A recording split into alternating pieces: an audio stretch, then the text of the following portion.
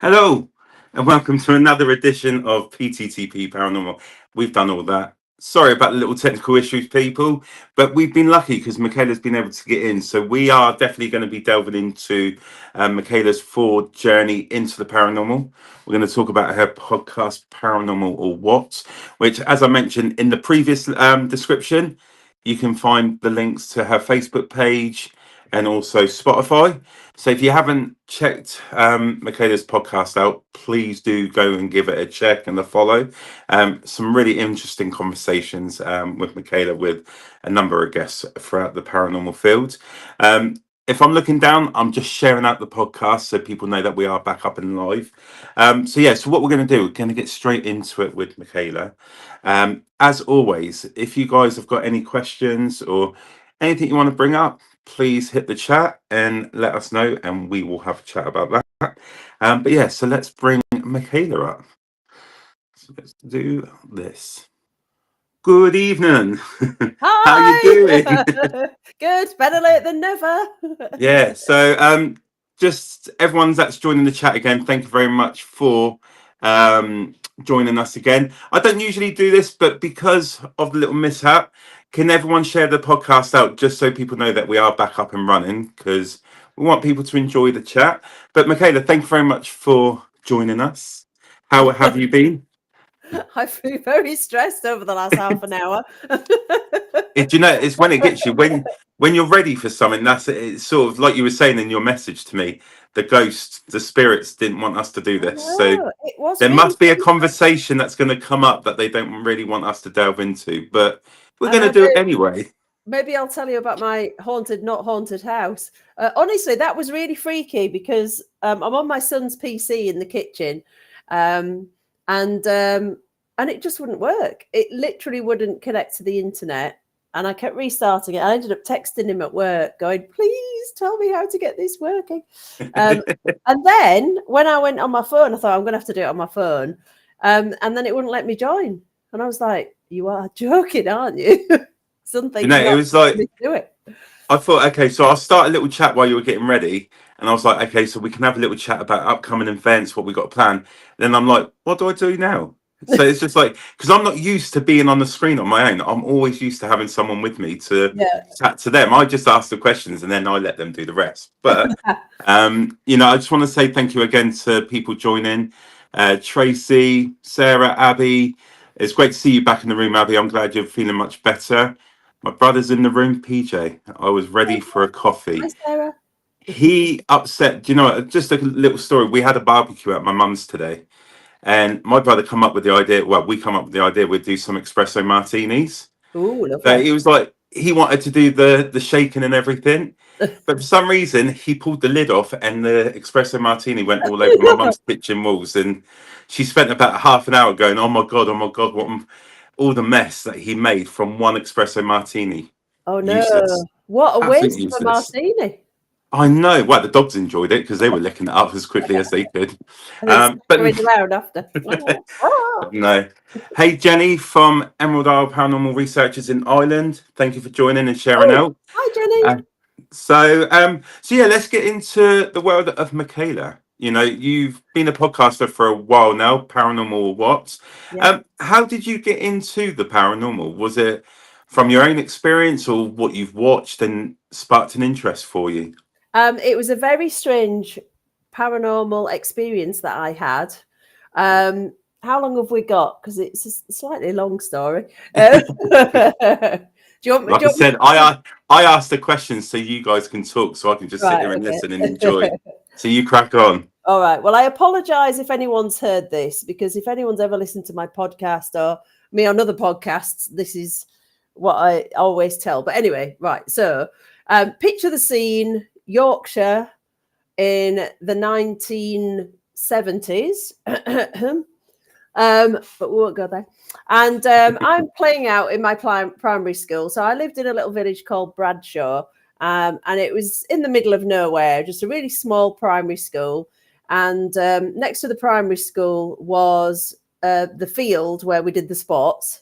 And then beyond that, it was just all fields. And it went up this kind of massive hill. And on the top of the hill, there were some derelict cottages, which used to be workers' cottages for the mill that used to be over the road. And we used to go and play in there, as you do when you're a kid. And in the 70s, nobody cared about danger or anything like that. So it's like, off you go and play in the derelict building, have a good time. So we used to go and we used to make up these stories about monsters and things that lived in there, and we used to really scare ourselves. And we made up this story. Well, we didn't make it up, but there was a story going round the whole school that there were these creatures that used to kind of eat children up there, and we called them zombies. Now, they weren't zombies as we think of them now. They were, because we'd never heard of those things. They were kind of black, sort of Grim Reaper type creatures. And we always used to scare each other. And funnily enough, we also had the Bloody Mary myth all those years. Oh wow. I mean, it really staggers me. I'm a primary school teacher, and the children in my class down in the south of England still talk about Bloody Mary.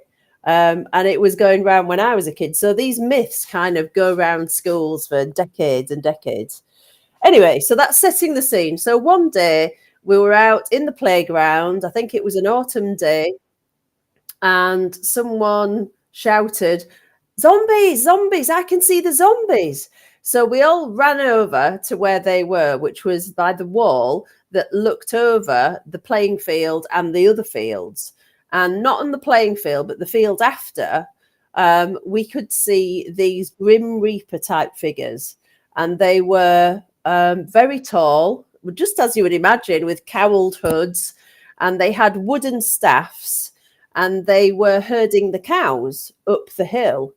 And the cows didn't seem scared. They were just being herded slowly up the hill. And so we're all shouting. There were about 20 of us watching. And we're getting more and more excited, going, "Look, it's the zombies. Look, it's the zombies." And so the dinner lady, now called midday meal supervisors, came over and went, "What are you all doing?" And we said, "Look, miss, it's the zombies, it's the zombies." And we were pointing to them. And she said, "Well, I can't see anything." And I got really sort of insistent. I said, look, miss, if you look over there and look in between those two trees, and those three things with the long black capes on. And she was going, I can't see anything. And it got more and more freaky because she got more stressed out because she couldn't see what these 20 children were screaming and pointing at. And so what happened in the end was that the bell was rung and lunchtime play was cut short and everybody was told to go back into their classroom. Now I could see these creatures all the way back because we had these old-fashioned chalets at the back of the school because we didn't have enough classrooms, and I could see them all the way back. And then we got taken into another room, and I'd forgotten this, but I'm actually in touch with some friends from school, and I've been asking them about this recently. And they remembered that we got taken into the hall and basically told that what we'd seen, we were just making up, and that it wasn't, they didn't want us telling our parents. They didn't, it was just silly children's stuff, and I don't want all this fuss sort of thing. Anyway, that was that. So skip forward 20 years. And I went to visit a friend of a friend who lived on the farm behind the school. And me and my friend went to visit this young woman, and she had a little flat in the grounds of her dad's farm, and the flat overlooked the same field that this thing had happened in. And I was borrowing a copy of Marabou Stalk Nightmares from her. And so we got talking about spooky stuff. And as I was looking out of the window, I went, oh my goodness, that's that field. You'll never guess what happened to me when I was a kid. And just as I was starting to tell her, she went, oh yeah, I see them all the time. Wow. And I went, what? And she'd obviously got a bit of a gift. She said she saw spirits quite often. She was the most down to earth person. You would never imagine that she would say that. And she used to see the same things that I saw as a kid. And that was it then. For the rest of my life, I've just been trying to find out what they are. And I think I have found out what they are. They're called the Genii Cuculati, and they are land spirits that were worshipped in pagan times. But they also crossed over to the Church of England, and they're land spirits and fertility spirits and protectors of children and the land, which is interesting. So maybe that's why only the children could see them, but they're nothing bad. And the interesting thing is that if you go and look on the outside of churches in Yorkshire, you will see pictures of them carved, these three kind of deities in sort of long capes carved. They're meant to be good luck, and they're carved into the outside of the churches. Absolutely blew me away. Wow.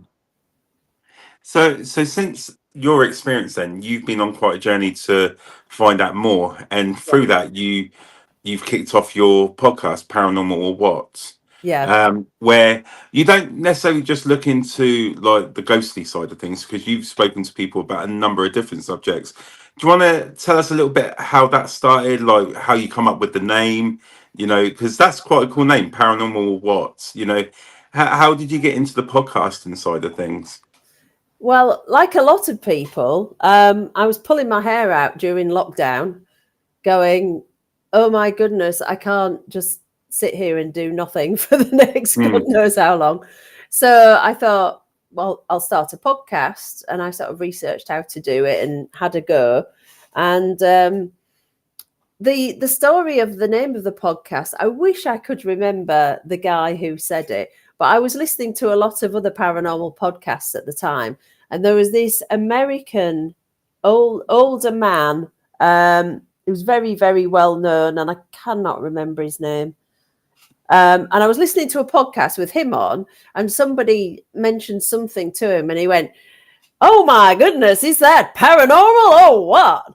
And I was like, oh my God, that's a really good name for a podcast. So that's how it started, really. And I started out interviewing people about ghosts because that's what I'd always been interested in. Mm. I didn't know anything. This is 5 years ago, and I really didn't know anything about anything else. And everything else, like Bigfoot and cryptids and UFOs, I just presumed it was all stories, kids' stories. I mean, I used to read sci-fi books as a child. I'm actually writing one now, which is Oh, that's cool. inspired by this story that I read as a child about aliens. And so I just thought it was kids' stories. And then what I really wanted to do, and I still want to try and do it, is have you ever listened to Monsters Among Us podcast from No, I America? haven't. No. So that's my favorite podcast of all time. And what they do is they have listeners' stories on. So listeners record their stories, and then Derek, the podcast host, puts them all together. So it's like an hour of people telling their scary stories. True stories, yeah. And I wanted to try and do something like that, but I've tried a couple of times. It's so hard to get people to send you their stories. It's unbelievably hard. So I'm trying to do it once a month now. I've done one, which was good.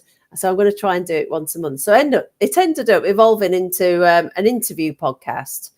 And I've been lucky enough to interview loads and loads of really interesting people. And the thing is that people have just had these really wild experiences. So I found myself interviewing people who believe that they've been abducted by aliens, people who believe that they've seen Bigfoot, people who believe they've seen dogmen, werewolves, pigmen, you name it. And the more I got into it, the more I kind of started thinking, well, maybe this is possible. It really opened my mind, actually. Do you know, I get what you're saying, because initially my wife, Sarah, she started this podcast. And, it was great. I think her first guest was a guy called Richard Lale Lillard. And he sort of, I don't know if it's the right term, but he sort of looks into like the satanic side of things and quite the devils and everything. And it's just amazing. Like you say, the journey, when you listen to these stories that people were telling you, it's fascinating. And, we've been quite lucky. We've spoken to some great people over the years of doing this. But it is the stories that sort of the catching side of it is what they've experienced. Yeah. And it's great to hear from the guests that we speak to, because they're used to telling their stories. But I think a lot of people that listen, they like to listen to what we talk about, but they don't want to give their own stories because I think they're worried about what people may say. Yeah. Because it's still a very, I would say the paranormal field, I don't know if you would agree, it's still a very, up and down field, isn't it? There's quite the negative side to it because people, I always look at it as I don't believe people don't believe in it. I think sometimes they're scared to believe in it, maybe because we are walking into the unknown, aren't we? Because no one can say that they're an expert in this field because there's so much that's still left uncovered. What's your thoughts there with the paranormal field as a whole? Definitely, but there are still massive taboos. I mean, like I said, I'm a teacher, and luckily I work with a really nice group of people. But there are other schools I've worked in where I wouldn't dream of mentioning in the staff room that I was into the paranormal because they'd think that I was absolutely mental. And I think people are worried about that. And also, I really try to make people feel comfortable when they come on my podcast because often they haven't told their story before because they're scared of what people will say. And it is hard. I would never say that I don't believe somebody unless they were obviously kind of trying to trip me up. But these people really believe that they've had this experience. And so you've got to kind of honor that. I wasn't there, so I can't comment on it. I can't go, no, of course you weren't taken by aliens. How ridiculous. So there's an element of trust, I think, with trusting people to tell you the truth and then being kind, really, because I mean, my husband is a massive non-believer, and so is my mother-in-law. But over the last few years, I've been chipping away and chipping away. And I've got them both to admit separately that it is because they're scared. They don't want it to be true. I think And they don't want to think about it. I think that's what it is. People are more willing to close the door on it because it's one of those things, you don't know. You really, and when something happens, it's sort of like, because Sarah did this paranormal stuff way before I got involved. And I used to use the term sometimes you're going to go and play Ghostbusters with your friends and things like that. And then I had an experience when we're at home. And then during lockdown, Dan set up Portal and he was like, "Do you want to join in?" And do you know what? From the minute I did my first investigation, it was amazing. And I think it's one of the best things I've ever got involved in. I really enjoy it. And it's like, and then when people ask you, you get that odd look, don't you? Like you're missing a few screws, and they're like, "Really?" No, and that really annoys me. It really annoys me because I think, don't judge me. How can you say that it doesn't exist? Who are you? Albert Einstein, for goodness sake. You've got no right to say these things don't exist unless you can categorically prove it to me. I'm not saying they do exist, but I'm definitely open to the possibility that things exist.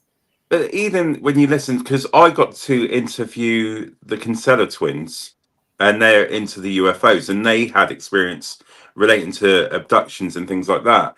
And when you listen to their story, you can believe it because they're so clear about everything that took place, and you're like, I'm not here to disbelieve you, but it's still, this is something that you're watching on TV, isn't it? And you don't expect to hear it as a real life situation.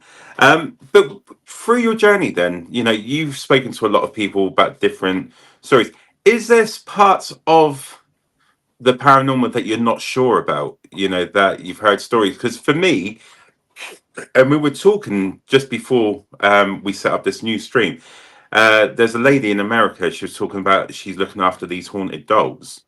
Oh, yeah. And I'm trying to get in my head, how are these dolls haunted? Were they spirits of someone that was living? Was it not a spirit, something demonic? Those sort of things. Is there anything that sort of turns your head where you really are not sure what you believe? Well, I think I go up and down all the time, and I think you can't be rigid with what you believe. And what I believe has changed so much over the years. And with the haunted dolls, I know there's two theories, I think. One is that it is spirits of dead people who sort of are drawn to a familiar kind of looking object. So it looks like a person. And the other thing is that people sometimes say that they think it is a demonic entity or negative entity that is in it. I don't know really. It's really hard. There are some things that I've heard and you go, really, is there really a pig man, at Cannock Chase? I don't know. And why are all the black-eyed children in America? And, why is Bigfoot only in America? And apparently there's meant to be a sort of similar version here, but my mind just goes backwards and forwards all the time. I can, in one thought process, I can believe it and then not believe it. With everything. So I do believe that there is something like Bigfoot because there's too much that's been seen for it not to be there. But what it is, I don't know. I can't decide if it's a real creature or if it's a dimensional creature. UFOs. Well, UFOs are just unidentified things in the sky. Are there aliens? Well, so one day I'll think, nah, it can't. They can't be. It's just crazy. And then another day I'll go, well, yeah, there must be. I mean, considering how many billions and billions and billions of planets that there are apparently that are like ours out there, there must be some. But can they travel all that way? Or do they go interdimensionally? Or is it true that they've been working with the American government for decades?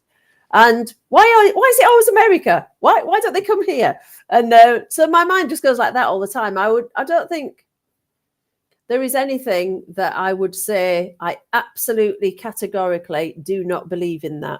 I mean, I've even got a little bit of a soft spot for fairies and elves. I've interviewed 2 people who swear blind that they've seen elf type creatures, and they both matched in description. And one was a woman I work with, and one was somebody's auntie who lived in Ireland. And the thing that they described was exactly the same. So it starts to make you go, well, I'm just going to have to be open-minded to everything, really. That's what I try and be. And just a comment that Tracy's just left. So much to be learned, and yes, the American government hides a lot of it. I do agree with that. I think they know a lot more than they're letting out. But it's things like you were saying about Bigfoot, and I've watched stuff on YouTube. You watch those TV shows about, is it paranormal capture, and they look at not just the ghostly stuff, but they look into things like Bigfoot. And sometimes when you look at the videos, it just looks like someone with a jumpsuit on. Do you know, like the big puffer jackets? Yeah. And they're just walking through the mountains. But the one thing that gets me with the Bigfoot scenario is Bigfoot's been around for ages.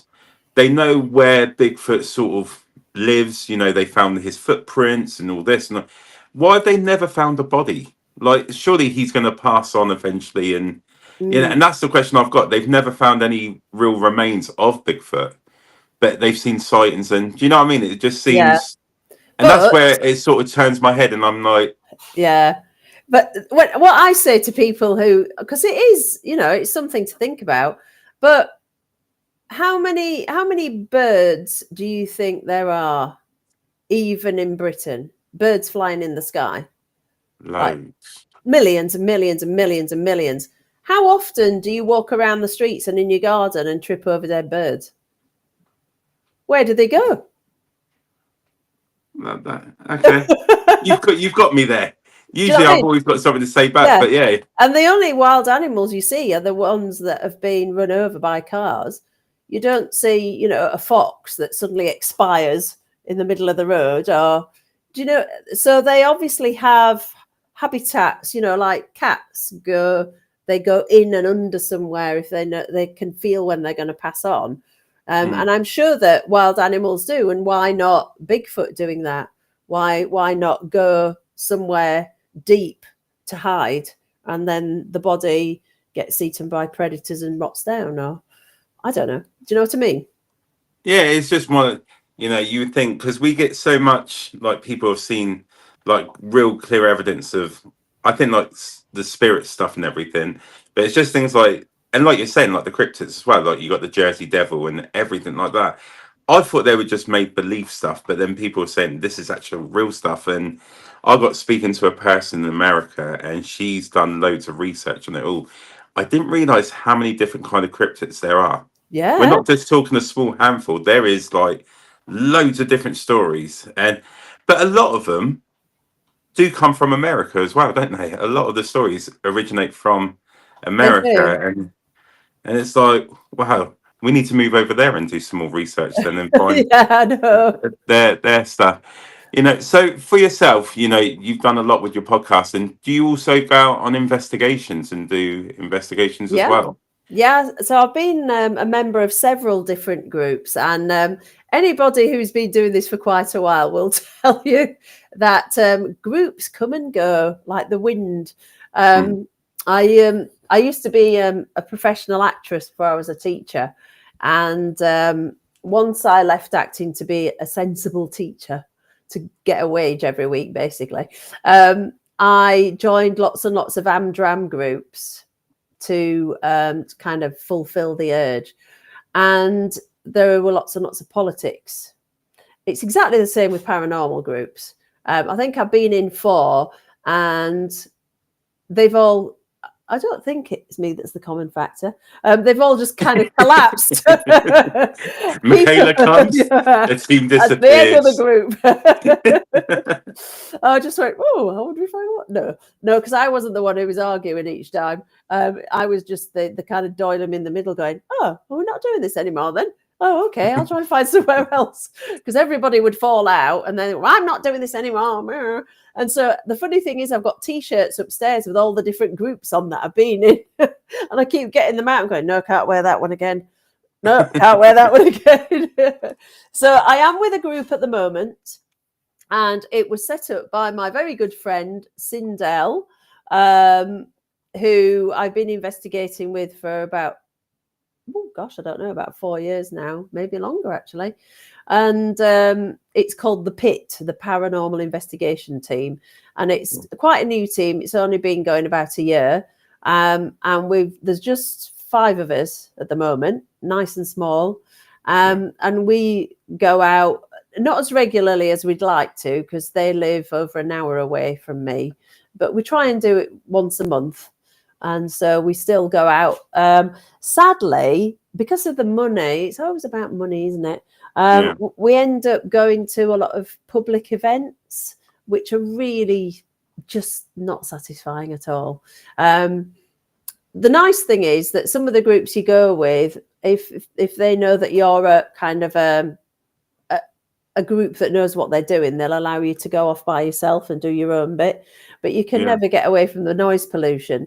So we tend to find ourselves kind of poking around a lot of woods and and abandoned castles and things that are outdoors. So summer's really good for us because we can go to that. I know a lot of spooky woods, so we do quite a lot of spooky woods. But that'd be cool. I'd love to hire more, but it's the money. It's the money. It is, and we do a lot of events across the UK as well. And one thing we like to do is try and we get involved, but we try and separate ourselves as much as we can, so the people that join us are experience everything for themselves. Because we think a lot, it's their investigation. We just sort of guide through the process, if that makes sense. And I do agree, keeping it as small as possible, or have a venue big enough to where you can split up into different areas is really important. But is there a location that is your favourite, that you've had the best experience in? 2 actually, over the last few years. One was, of course, my haunted hotel in Chester, and no matter what anyone says about that place, it's bloody haunted. Sorry, that's swearing. I think sticking on the my haunted hotel, I've met Danny Moss and I've spoken to him a few times. He's a guy that stands his ground and he won't. But I think what he's done is actually really good. He's documented other people's experience, and I think a lot of the problem is with these naysayers, I call them, it's not that he's done anything wrong, is he's done something good that I think maybe other people thought, why didn't I come up with an idea like that? So they're going to jump on well, let's turn it negative and be, but I think the haunted, it looks like a great location. It's amazing. I've been several times. And funnily enough, it was the first time that I went that we had most of the stuff going on. And it was incredible. I mean, it was just 12 hours of non-stop stuff going on. It was just, I think it's the best night's ghost hunting I've ever had. And when I went back subsequently, just like anywhere, sometimes it was quiet. Sometimes 1 or 2 things happened in a burst and then it was really quiet. But it's been absolutely amazing. I'd love to go back again. But I kind of get the feeling that it's never going to be the same as that first time, because so many things happened and happened so close to me physically that it couldn't be tricks. It couldn't be made up. And anyone who says that they make things up needs to go, because it's the only way you'll find out. And it is truly haunted, and it's quite incredible actually. And then the other place was only last summer, was Shepton Mallet Prison. I had really amazing experiences there. We've done Shepton Mallet, and we were walking through one of the cell blocks. I can't remember which one, but we were walking up, and It was just me and two other people, and we're having a sort of a chat. And I kid you not, this black mist just come out of one of the cells. Wow. Now, I'm not one that I don't like jump and say paranormal, paranormal, you know, you got to be open minded. Yeah. But literally, this black mist walked out of the cell, and then you see it go back in. So we went into the cell and sat there. We did some call outs. We said, but as I walked out, the person that was with me said he couldn't physically walk out the cell. He felt like he was being kept in. Oh, wow.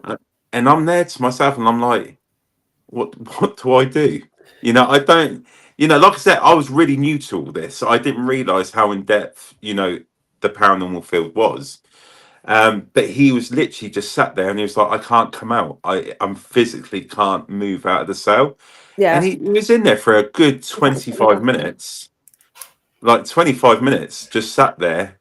Yeah. And I ended up just sitting on like the walkway part, and I was like, well, let's just sit and see what happens. Yeah. And he sat there, and he come out afterwards, and he said I felt like I was one of the prisoners. So Wow. I think looking into it and speaking to people, like as I've done, speaking to a lot of different people about the paranormal, my only conclusion of that was something had sort of not taken him over, but passed their feelings onto him to make him feel the way they may have when they were in the cell. That's Maybe. certainly Yeah. the thing I can suggest. But did anything happen to you while you were at Shepton Mallet?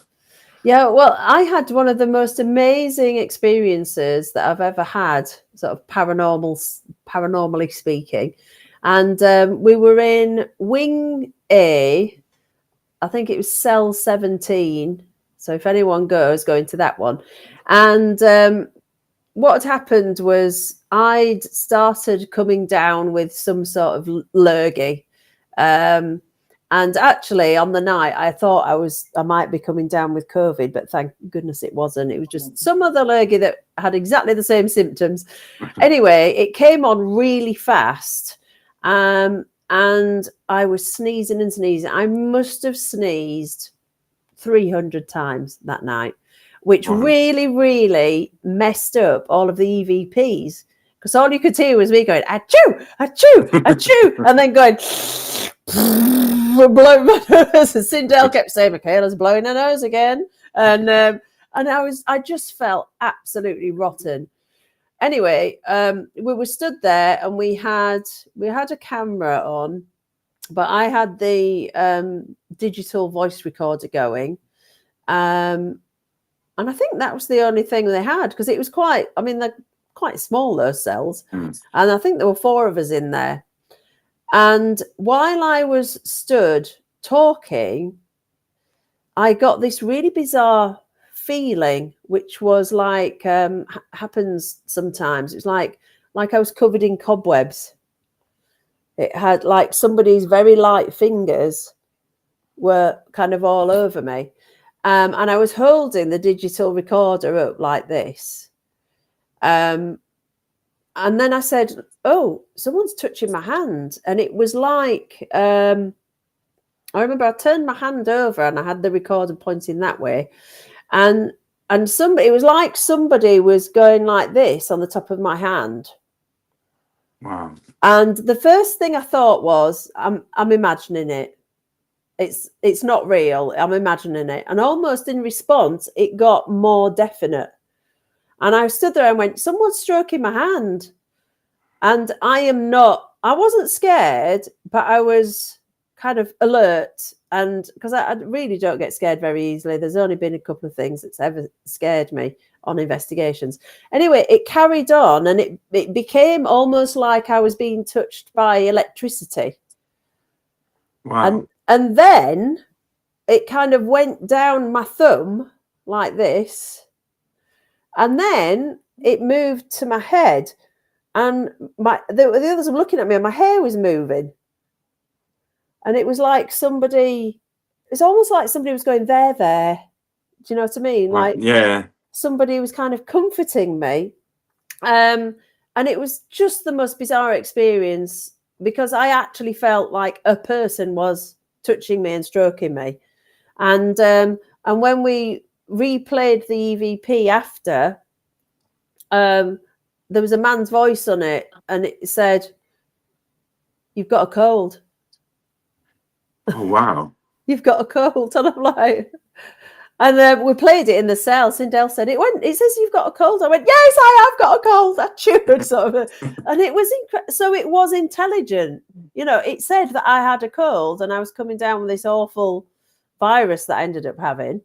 And it was physically stroking me, and I was literally blown away. I was so blown away by it, because I am very much of the nature of, whenever something happens to me, and I've had loads of things happen in my house, loads of things. I would never say that my house was haunted, because I just think spirits are everywhere.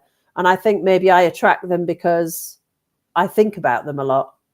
So maybe that kind of translates into being some sort of beacon for paranormal things. I don't think my house is haunted, but every time something happens to me, I will discount it initially. I'll go, no, because I've got a very, very vivid imagination. I'm super sensitive. Even, you know, I'm sensitive mentally, I'm sensitive physically. I'm just kind of a tortured soul, basically. Just everything like bothers me. All my medical issues seem to bother me more than anybody else, and the doctors are all going, well, everybody else who's got that isn't bothered by it. I'm like, yes, but it's, I don't know, everything's kind of exaggerated with me. And so I will go, oh, it's just me, that didn't happen. And then it has to happen again or more for me to actually believe it. And that I believed that was really happening. But do you think, because of how you are, then you're more open to the spirits to connect with you in that sort of, like, you're saying that you're having experiences, and then you're saying it's not, and then it.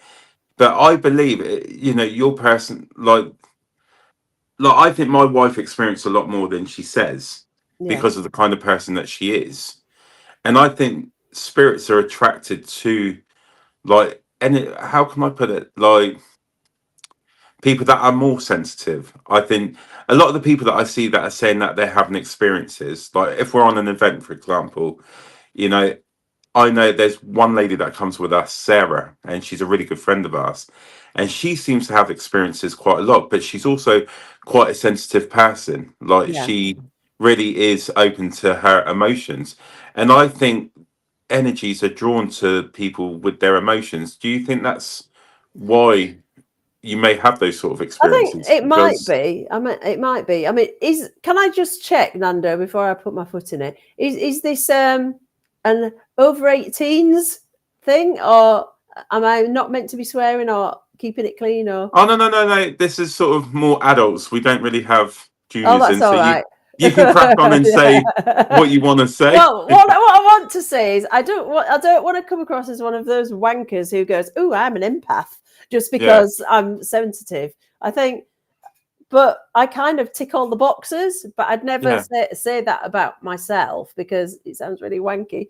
I've got no proof that I am, but let's say that I wouldn't be surprised if I had those qualities, because of my ridiculous sensitivity to everything. I'd like to think, you know, I'd feel really privileged if spirits were drawn to me and things do happen to me because I'm very open. I'd be really, really chuffed with that. But Yeah. I've been to a few kind of, I've dipped my toe into kind of psychic development circles. Yeah. But then again, it's just me. I think I'm a walking disaster. I went to this psychic development circle and I went, oh, I love this. This is brilliant. Loved every minute of it. And as soon as we finished, the woman texted me and went, I'm sorry, Michaela, we're not going to be doing the circle anymore. I was like, is it me? Why does everything shut down after It's I've your been? energy. But the thing is, you know, we're talking about like abilities. You know, a lot of people that I've spoken, again, a lot of their way of thinking is, when we're born, all children are born with those abilities, and it's sort of drawn out of them with the way they grow and the way they're taught. Because a lot, you know, the most common thing when you think about children is their imaginary friend. Yeah. You know, a lot of children, you know, Even my mum said that I used to have this imaginary friend, and are we born with the abilities, but we're shut off because of the way the world may perceive us? If we come out and say, Yeah. "But you know what? I've got a friend upstairs that sits in the room, waits for me until I get home from school." Is Yeah. it we're closed off from it, or is it a selected few that get the gift? I don't know. I think that there's a few things going on. I do believe that children are naturally open and Mm, have more experiences. And I do believe, when my boys used to be laid in their cots, following things around the room, I did go, "What are you looking at? Who's up there?" sort of thing. And mm, I did think that they could see things. I had a very strange experience when I was 3, which I'll tell you in a minute.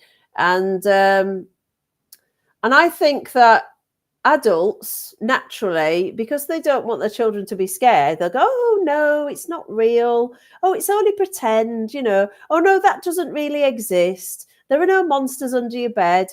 And I think it's admirable to not want your children to be scared, but also I think that we shut them down.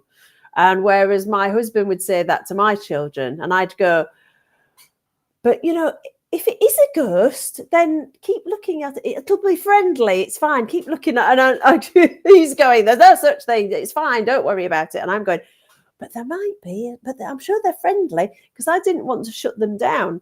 But I do think that we get to an age. I have read something about this somewhere, and I can't remember where I read it now. That maybe from the age of 9 or something, that we naturally start to be more cynical, and that kind of shuts it down as well. mm. And we start to think, "Is Father Christmas real?" My friends say that he isn't, but all my family say he is. So, and I think we naturally kind of close off. And I think there are definitely some people who are naturally very gifted, definitely. No, I agree. Like I said, I always look into. It's the same with psychic mediums. I've always had a thing. Are they real? Because when you think about psychic mediums, they're looking at, are they watching your eye movements? Are they watching your posture? If they say something, that could be quite open to anyone. You Yeah. know, are you giving them a reaction that's feeding into them? Yeah. So I was always in the mindset of, you know, is this real? Can they really get an energy that comes through? And you know what? I had my first ever reading, or like so me at the festival of the unexplained Oh with Rob yeah. Thompson. Oh yeah. Yeah. And I'm speaking to him on Monday. Just to talk about it a little bit more. Hey Victor, hope you're doing well, pal. Thank you for joining. So yeah, Glasses back on. this was the funny thing when I thought about having a reading done. You instantly think about the kind of people that you want to come through, and Yeah. it'll be the people that are the closest to you. So I'm going into this reading, and I'm thinking my grandfather, because I was very close to him, or my auntie. And then Rob starts giving me information, and I'm sat there going, don't have a clue what he saw. The guy that he described didn't relate to anyone in my family because I've got an Italian background, and my grandfather, if I can explain him in any way, would be quite the dapper. Do you know, like the old, like the Godfather movie with the Oh yeah. suits and everything? That's the way my grandfather would dress. He was quite a trendy guy.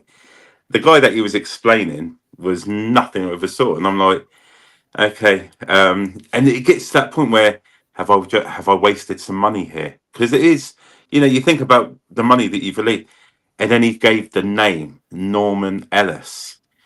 He was my PE teacher back in school. Oh my goodness. And I sat there and that, So random. the most random person to come through, right? And Norman, I've never referenced him on Facebook because you start instantly thinking, have I ever referenced him on Facebook that you could have researched that? Rob Thompson wouldn't have known the school I went to. He knew the school that I went to. He knew the teacher. He knew what subject he did. And do you know what? It just blew my mind. And it was that moment that I thought, do you know what? Mediums are real. It's just you got to be careful. But a lot of the stuff that we look into, you got to be so careful what you're getting drawn into, haven't you? Because You have, yeah, unfortunately, there is the people that deceive you, don't that are they? not It's genuine. Yeah, I've met. Oh, I wouldn't like to say that I've met both types. I think I've met people who are truly gifted, yeah. and I really believe that some people are truly psychically gifted mediums. I really do, because the evidence that I've had personally makes me think that. But I've also met some people who may have thought they were more gifted than they were, shall I say? So we just saying, like, read between the lines. They weren't gifted. They weren't gifted. But it for me though? It is a dangerous game that they're playing because you're playing with people's emotions here as well. Exactly. Yeah. You know, and you got to think a lot of people go into these things wanting clear, you know, sometimes clear direction from their loved ones, and you know, Mm, you're playing with people's emotions here, and yeah. it's such a, you know, again, after having the reading with Rob Thompson, you know, I'd vouch for the guy because how he come up with Norman Ellis, you know, a teacher that, That's very specific. and he was able to describe him to a T, bold, quite built because he was a PE teacher and that. Yeah. But again, you know, some people don't realize the effects that you have on people. You know, it's such a dangerous It area, is. isn't it? Yeah. You're like, please be real because people are getting drawn into this. I know. If You I know, discovered, I mean, apparently, I'm going to have to put these back on again because I can't see a thing. It's the glare. It's like I haven't got anti-glare on, so it's kind of all that's all rainbow. right. But anyway, yeah, people. I've forgotten what I'm saying now. We were talking about psychic mediums and what the truths and the Yeah, fakes, how we call it. I think that some people genuinely want to help you, and maybe more enthusiastic than talented, shall we say. But I Yeah. mean, oh, that was it. Apparently, we've all got the ability to some extent to be able to do these things. And I've been sort of practicing meditation and all this sort of thing. And I went to a medium many years ago and had the most incredible experience. I mean, and you couldn't have predicted what was going to happen. And she told me, she was very blasé. At the end of it, she went, "Oh, you can do what I do. You'll be doing it in the future, but not until much later in your life." And so I've always gone, I'm not sure about that. But I think even if I did end up feeling like I could do stuff like that, I would never, never do it for other people because I'd be too scared that I'd be wrong and let them down. You'd have to have a certain amount of confidence to go, oh, this is your Auntie Mabel and she is on the other side. And do you know what I Mm. mean? It's a big thing. Like you say, it's a really big thing. I would never I think out of everything presume that to we do can that. do and everything that's with the paranormal field, for me, mediums is one of the most intriguing subjects, but also could be one of the most dangerous things in the paranormal field. Out of everything that Mm. we can talk about, because you are really playing, especially the ones that do these open forums and they do private readings, it is playing with people's lives in a certain way because, you know, and it's amazing. Like TikTok, I don't know if you've seen TikTok, but everyone seems to be a I'm medium on on it. TikTok now. Everyone's a medium on TikTok now, aren't they? And it's just like, Yeah. really? You know, it's just like, be careful what you're doing because, you Because know, you might hey upset Ash, hope people. you're well. Hi, Ash. Hey. Um, but yeah, you've got to be careful. But no, so that's great. So the other question I wanted to ask is equipment. Again, equipment's evolved over the years in the paranormal field. There's so much now, like with the, you know, voice box, all sorts. Is there a particular piece of equipment that you enjoy using that you think is the best way to investigate for yourself? Um, I really like. I'm kind of quite simple and old school. I get bored with the gadgets. I get bored very easily, anyway. But the gadgets, you know, oh, there's a blipping light and a blipping noise and woohoo sort of thing. It doesn't speak to me. The thing that I really like is I've got a little digital voice recorder. So I love Yeah. EVPs because that feels like it couldn't not be true. Do you know what I mean? It's very hard to disregard it. And I've got a full spectrum camera, which is just a normal camera that someone changed. So I just like taking photos and having my voice recorder really, and listening's just really good. I think everybody should go in a dark room and just listen, and you'd be amazed at what you hear sometimes. Yeah, do you know, I agree, like EVPs, and I don't know if Jenny's still in the room, but she loves their EVPs as well. And I think that's the one of the hardest ones to be able to debunk is when you've Yeah. got a clear voice. And one for me is we were doing an investigation at a place called the Royal Victoria Country Park.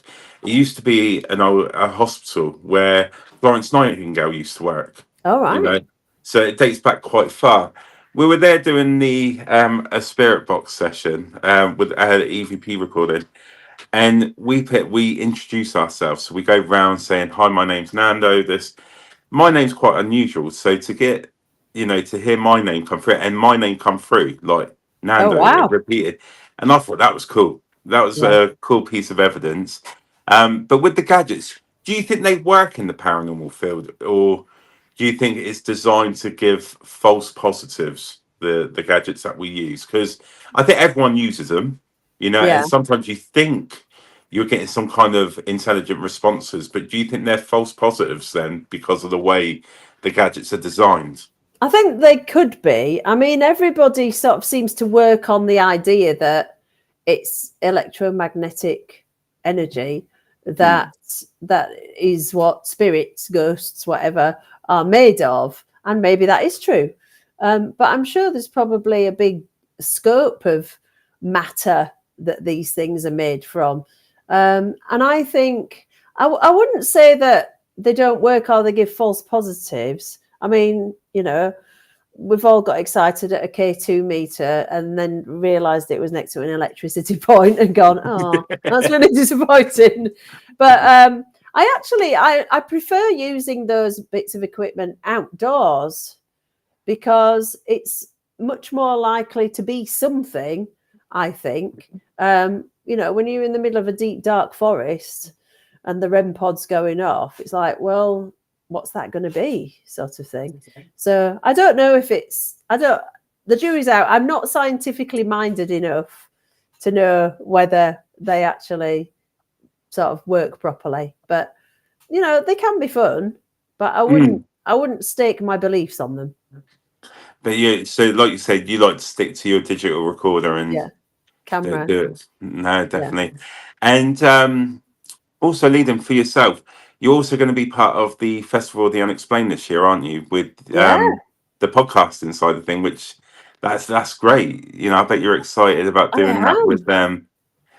I am so excited because everyone falls on hard times, and I was about to ring Karen up and go, I can't come this year because I can't afford it. And she went, oh, you've got to come. We were going to ask you to be the podcaster. And I went, right, okay. I will do everything I can to come to it now. So I'm dead chuffed. I didn't think that, I am a bit of a silly bugger, and I never think that anyone really takes me seriously. It's like, oh, it's just silly old me. And now I'm silly old older me. And so I just think, and I was sort of analysing myself the other day, and I was going, because I've got a real bee in my bonnet now that I'm a lady of a certain age. You do notice that society treats you different. It's really interesting. And I was saying to myself, is that why I dye my hair silly colours? Is it like a psychological sort of rebellion going, I'm still here, I still matter, everybody still look at me, I've got bright red or pink hair. And I think it always really, really blows me away when somebody asks me to do something. Like, I've been given a position of responsibility here. Me, silly old me. So I'm really, really chuffed, and I'm really, really excited to come along. Although I've still got to figure out the technical side of how we're going to do it, but we'll get there. So will you be doing like interviews as the event's going along then? Yeah, that's the Throughout the idea. weekend? Yeah. So I'm going to interview everybody on the podcast beforehand.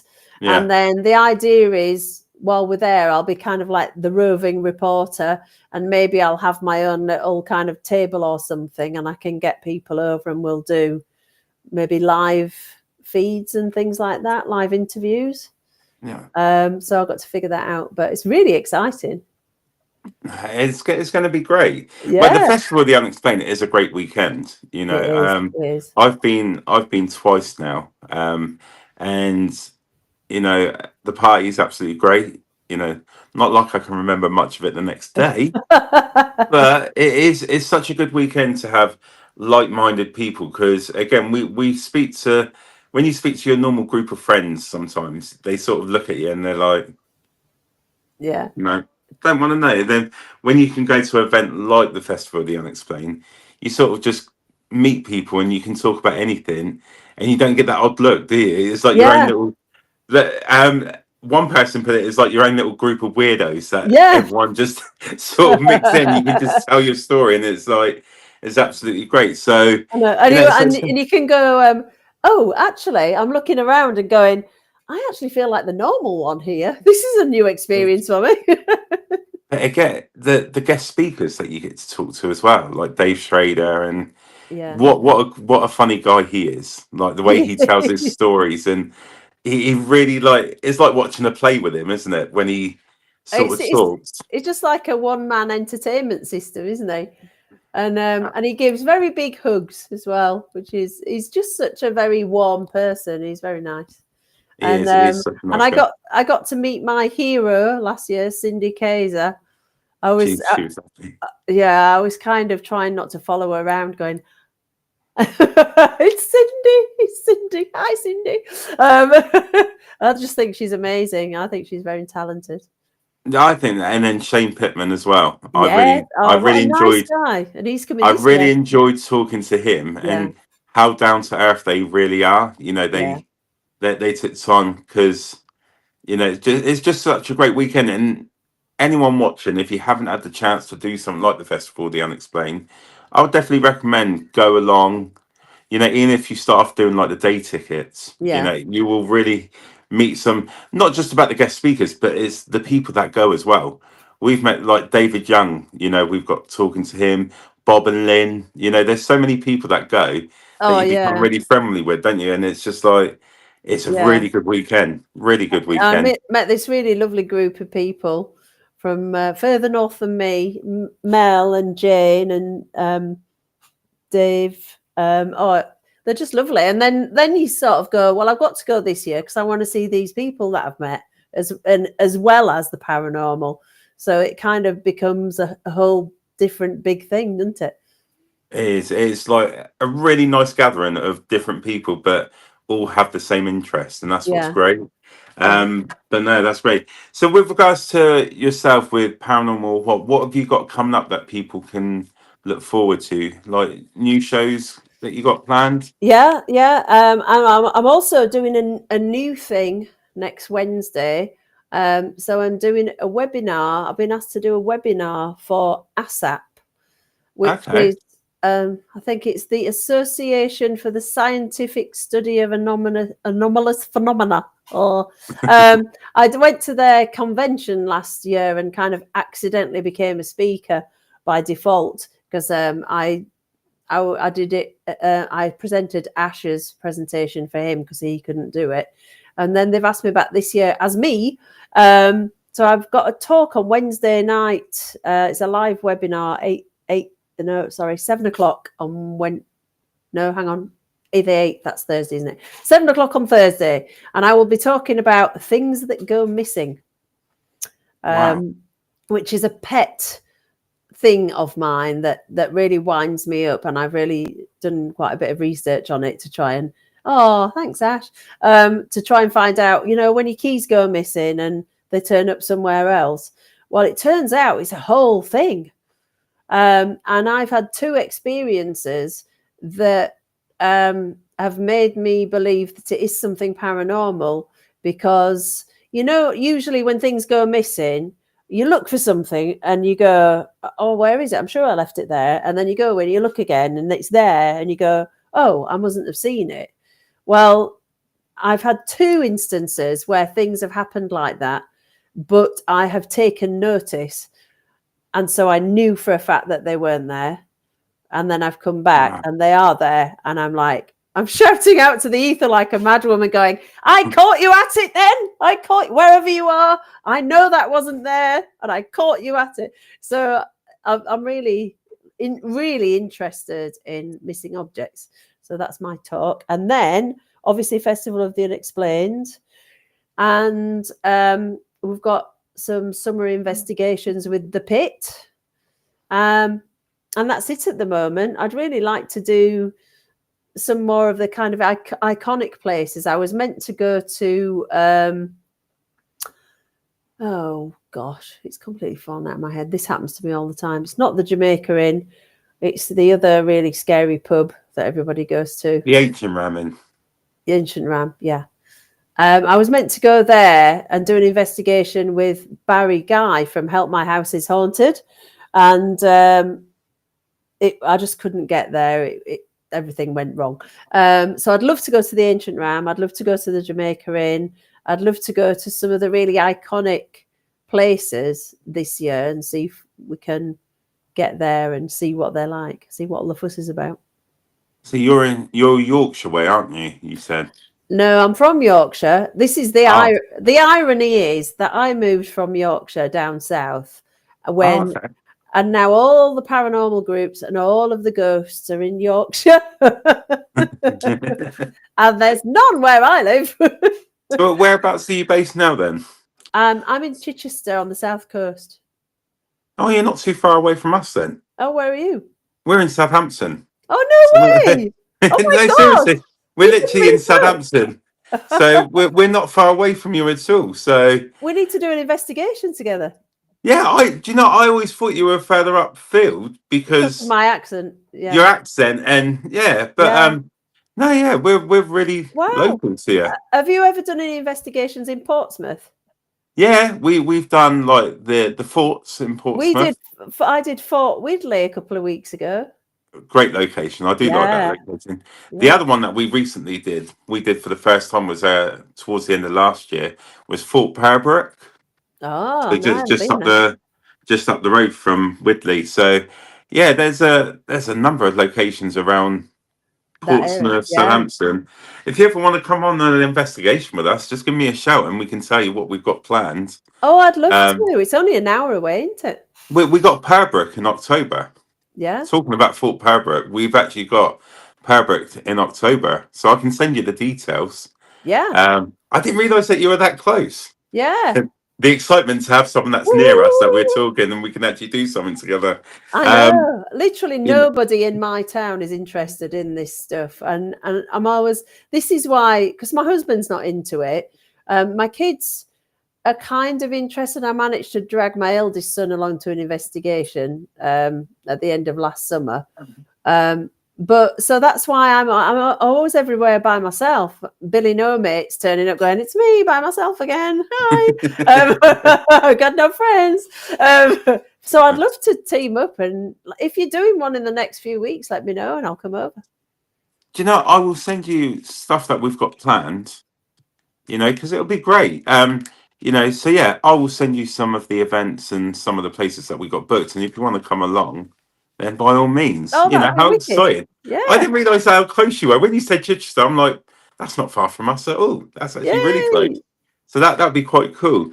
But I just want to thank you so much for taking the time out to have a chat with us and giving us a bit of your journey into the wonderful world of the paranormal. It has been absolutely great. As I mentioned earlier on in the chat, guys, in my description on the previous live that I did, you will find Michaela's links to our Facebook page of Paranormal What Podcast and the Spotify link. So if you haven't, please go and give her a follow. Listen to some of her podcasts because there's some interesting conversations, not just about the ghosts, but all sorts from UFOs, cryptids, and and I'm sure you got a lot more coming up that people can look forward to. Yeah. But no, it's been great having a chat with you and just delving into some of the paranormal stuff. And then hopefully in the future, we'll be doing something with you Yeah, as you live so close. There's no that reason would why be we shouldn't. amazing. Yeah, You yeah, know, so that would be that'd be fantastic. cool. Yeah. So I'd look, really like to come over. One thing I just wanted to say, because I was so excited about it, so I'm being a bit of a fangirl here, is my last but one interview was Dr. Kate Cheryl she's from lovely. the telly. And obviously she's coming to the Festival of the Unexplained, but she's such an interesting person to talk to. I could have talked to her all night. I think I wore her out by the end. So yeah, listen to Paranormal or What podcast and the interview with Kate Cheryl, and it's really interesting. She's a lovely lady as well, and she's so intelligent. Like Yeah, I got to speak to her, and you know when you sort of feel intimidated because her mind is just amazing the way she thinks and the way she yeah. processes. And I'm there going, I'm really not that clever. So let's just hope that I can get through this podcast tonight and make out I'm a little bit intelligent. But yeah, not I'm really. sure you were fine. You probably do what I do and just do yourself down all the time. I've been told that I do that, but Yeah, do you know? I think what it is, you just want to do such a good job. Like we take yeah, pride in the podcast that we do, and you just want to make sure that you come across good as well, don't you? Especially when you get some really cool guests on as yeah, well. It's just like, please don't mess up. Please don't technology don't go wrong. Everything just be yeah, good for tonight. But no, it's absolutely great to chat with you. Hopefully, we can do investigation together in the near future, and yeah. then we can do a follow up a podcast where we can talk about Oh yeah, the what experience that happened? we've had. So that would be Yeah. cool. But yeah, thank you so much, Kim Michaela, Thank for you for having joining me. us tonight. And we would definitely catch up very soon. Then, as you're so close, Yeah, you that'd know, be there's great. no reason. We'll definitely do something. But I'll let you get on with your evening. So I'll put you back into the green room, and then I'll do my goodbyes. And Okay. thank you so much. It's been great to talk to you. Thank you for having me on, and see you soon. Bye, everybody. Definitely. Bye. Wow, we got there in the end. You know, technology will not beat us. We're definitely going to keep these podcasts going. Um, but it was great to have a chat with Michaela and find out about her experience, how she got into the podcast and world. Please do go and give her a follow on her Facebook page. Follow her on Spotify as well. You will get some great shows. As she said, her latest one, Dr. Kate Sherrill, she is a great person to listen to. So definitely go and give Michaela a follow. Again, I just want to thank everyone that joins in, watching, the comments that you guys make. It's always great when you lot get involved. We will be back live Monday with psychic medium Rob Thompson. So definitely join us as we talk about his journey into the paranormal as a psychic medium. And we'll be talking about the reading that he did with me, which was really fascinating, as we mentioned a little bit this evening. My reading was a reading of someone that come through that I wasn't expecting to hear from at all. But we will delve into that on Monday. But for me, enjoy the rest of your weekend. Have a great bank holiday weekend, and we'll be back on Monday. But for now, goodbye and have a great rest of the evening.